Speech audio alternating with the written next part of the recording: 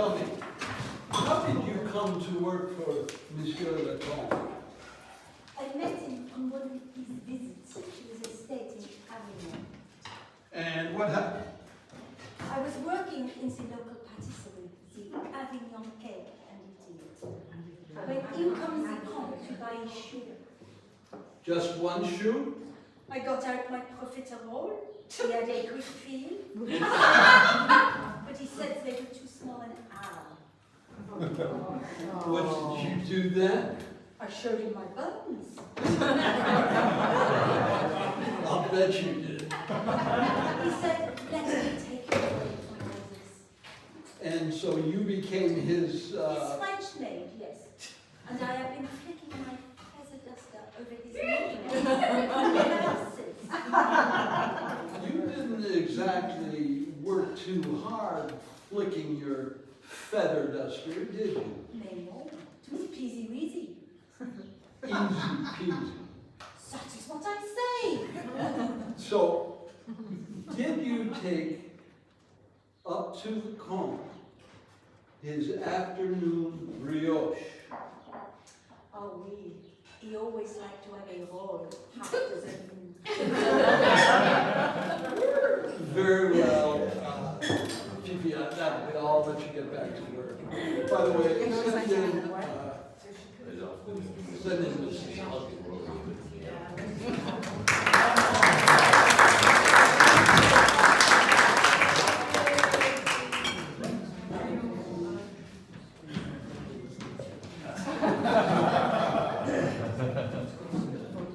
Mrs. Huggins, chop. Have a seat. Yes.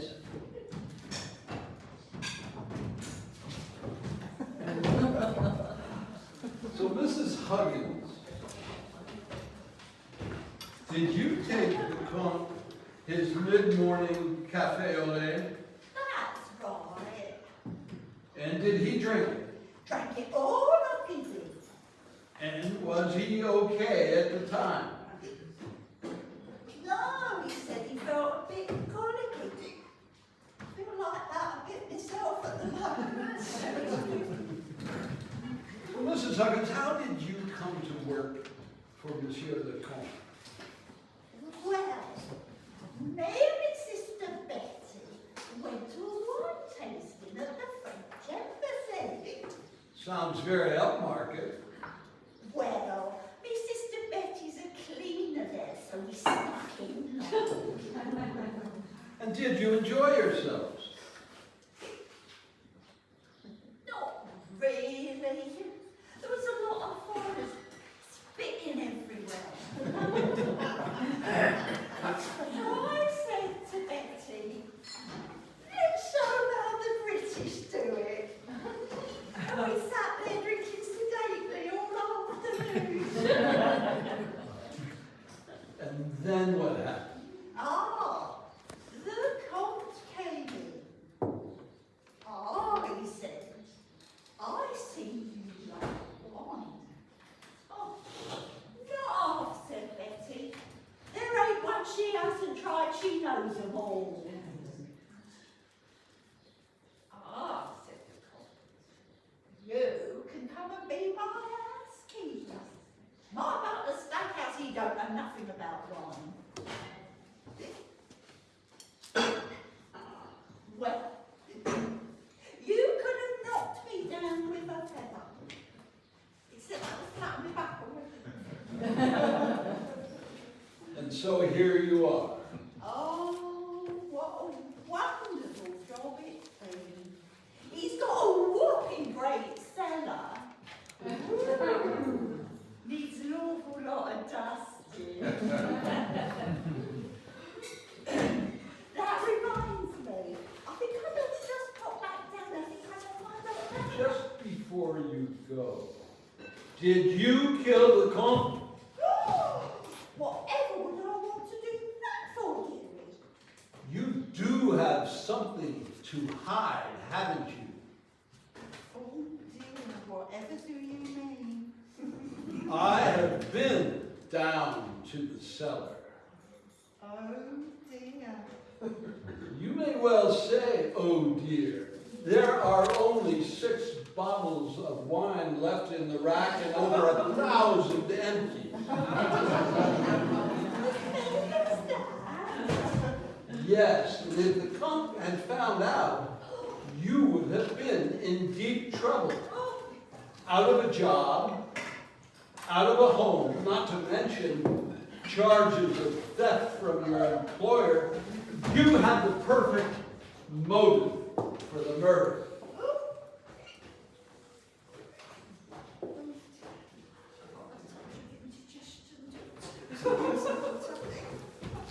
Yes, well, why don't you try some milk of magnesia for that?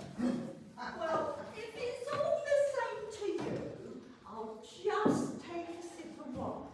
That'll drop ever so nicely. I'll keep the bottle in every room. I'll just pop down to the room cupboard.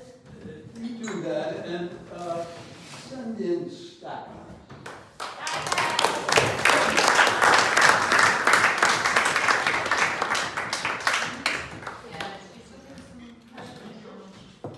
Yes, sir. Stackhouse, how did you come to work as the butler for Monsieur le Comte? I answered Monsieur's advertisement, sir. And what was your previous experience? I have played the butler in many amateur dramatic whodunits, sir. And who done it? Not the butler. Anyone but the butler, never the butler, sir. So I guess we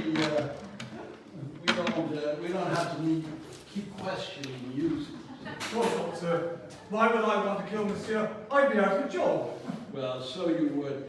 Do me a favor though, and keep an eye on the others for me. Of course. Just before you go, tell me, what kind of an employer was Monsieur le Comte? A perfect gentleman, sir. A true aristocrat. The French nobility, despite a revolution, they have somehow managed to survive. Indeed they have, sir, yes. Yeah, so tell me,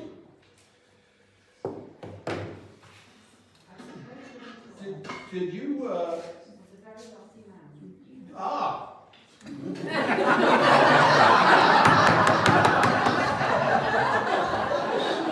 employer was a very wealthy man. Well, he owned a chateau in France, sir, and many fine vineyards. That's the very famous Chateau Piss. Chateau P, sir. The S is silent. It's pronounced P. What a great relief. So you took a glass of Chateau P up to your employer for his after-dinner drink. Yes, sir. And did he drink it? No, sir. I brought it back down on his tray. Did anyone drink it? Mrs. Huggins, sir. Well, that certainly can't have caused any trouble for her. Oh, I wouldn't say that exactly, sir. She complained of dizziness and wobbliness and went to lie down under the scullery sink. Well, so tell me, why did your master choose to live in England? Isn't it obvious, sir? Well, no. France is a republic. Of course. Did you ever accompany your employer to France? Many times, sir. And I understand that you have wealthy relatives there. There is an ancient aunt on my mother's side, And her name? Madame Guillotine. What? She has a hatchet face and a sharp tongue. It's a family joke, sir. Well, your ancient aunt on your mother's side is a direct descendant of the revolutionary who stormed the Bastille in 1789. Is that not right? That's correct, sir, yes. An ancestor who was a member of the most extreme faction, the Hébertistes. Yes, sir. He was a right Herbert. All right, Stackhouse, that'll be all for now. Thank you, sir. Please send in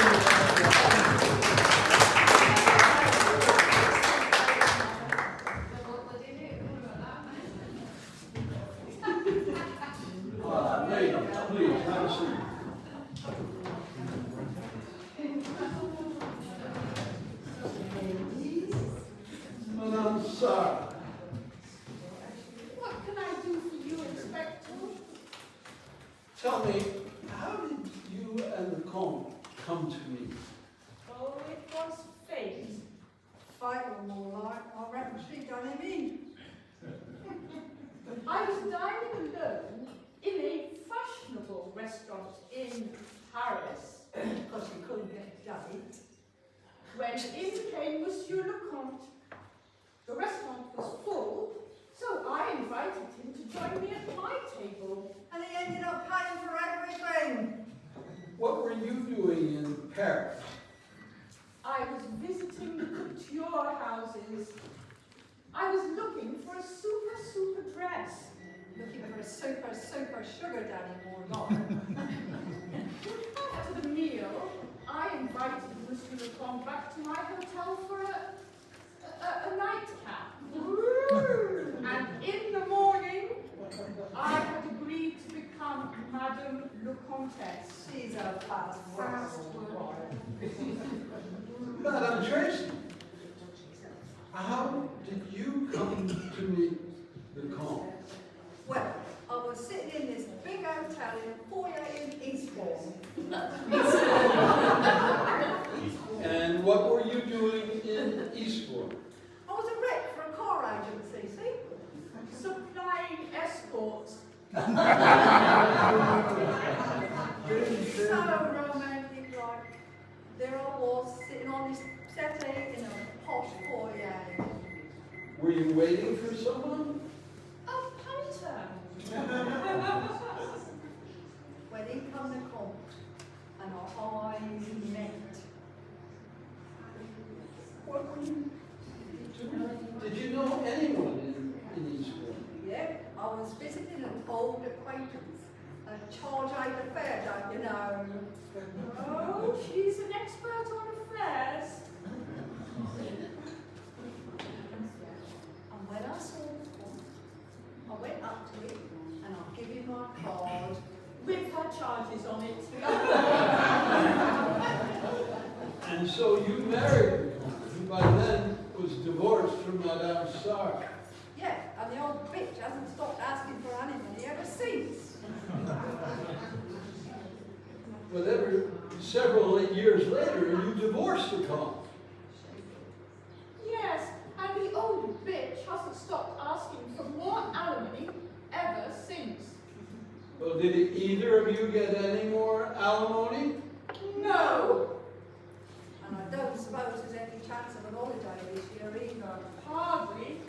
I remember when old Comte and me visited his little farmhouse in France, the old guest. Gîte, idiot. I was talking about the Comte, so there. So I assume that you both speak French? Oh, I do, like a native. So do I. No, you don't. You don't even speak English like a native. Well,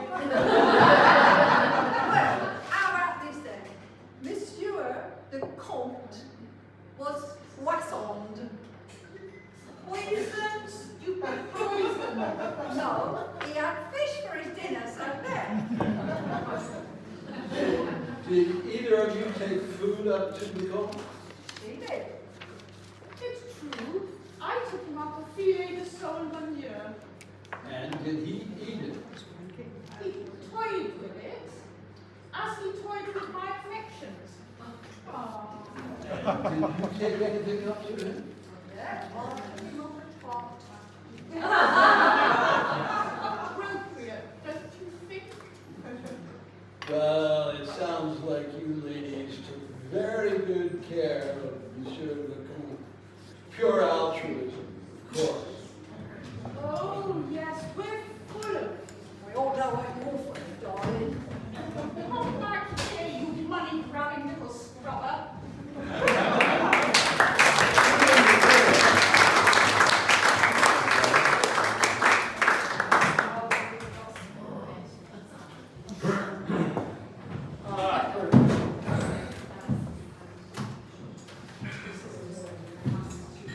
Curious choice of wives, don't you think, for Monsieur le Comte? One a total spendthrift, and the other's a representative of the lower orders. I take it that You don't approve. No, but I can't say I blame the old Comte, especially after Madeline, that's his first wife, ran off to the barman from the yacht club. So, any children from these marriages? Oh yes, the son and heir, Louis, born to Madeline, and we assume he's the Comte, of course. Of course.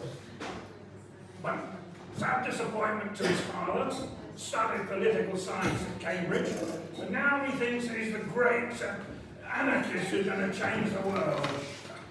Well, there's nothing wrong with a little bit of youthful idealism. Damn good thrashing will knock it out of him, if you ask me. So, did Louis and his father, how well did they get along? Oh, God, someday it was like the Battle of the Somme, what with both of them being at extreme ends of the political spectrum. And who usually came out on top? Oh, the old Comte, of course, because he held all the finances. But Louis is his heir. Oh, yes. Oh, but only until the Comte could change his will and leave all his wealth to the extreme right in France. I see.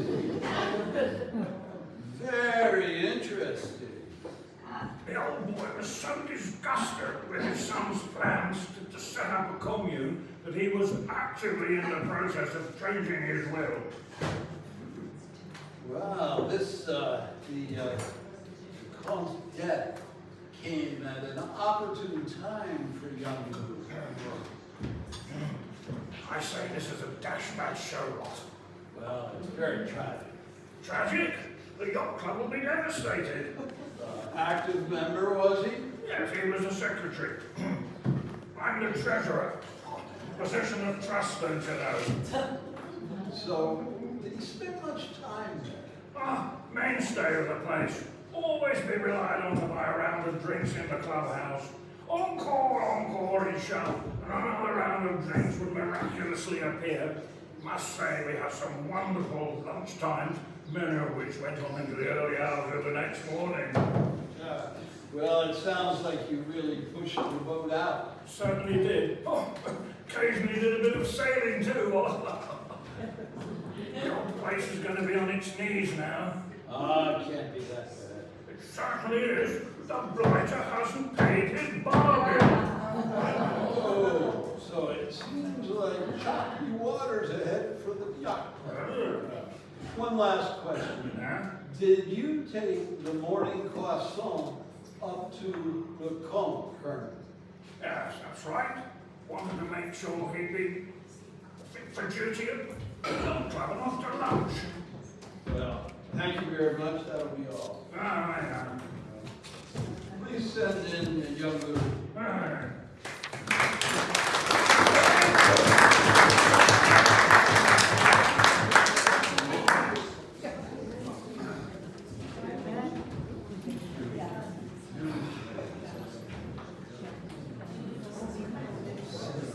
Monsieur le Comte, may I have a word? Yeah, call me Louis. Titles are socially divisive and redolent of gross inequality. Very well, sir. How well did you get along with your father? Yeah, not very. And why was that? Well, he was right and I am Wrong? left. I studied the teachings of the great revolutionaries. Rousseau, Thoreau, Sid Pilkington. Sid Pilkington? Yes, the glorious leader of the Sidmouth chapter of the Anarchist Brotherhood. That's scab. Yeah, well, his pronouncements are original and inspiring. The meek shall inherit the earth. That's not original, that's in the Bible. Well, the monarchy and the aristocracy are two ancient tyrannies. That's Thomas Paine. Well, to infinity and beyond. Just a minute, I think your Sid Pilkington should get out more often. So, you stand to gain an awful lot right now from the death of your father. Well, only money, Sid Pilkington. Sid Pilkington. I've had enough of Sid Pilkington. So, you tell me you really did not like your father. Well, I tested it. But if you think I murdered him, remember, I'm the only person who never brought him anything to eat or drink. As far as I'm concerned, the old bigot could starve. Well, the fact remains that you are a very wealthy young man now. Well, not for long. Soon I shall set up my commune and the Brotherhood of the World Leaders in Green Anarchy. And what, may I ask, is green anarchy? It is striking a blow against the current nuclear crisis. It is a rejection of materialism. It is the embodiment of anarcho-primitivism, of eco-socialism, No, that's of... good. That's good. That's all fine. And we'll talk a little bit later.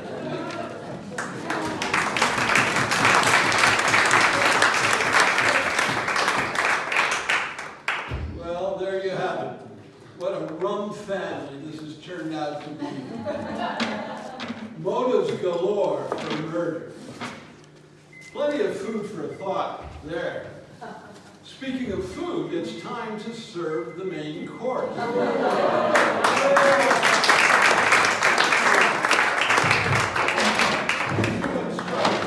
Few instructions before we get moving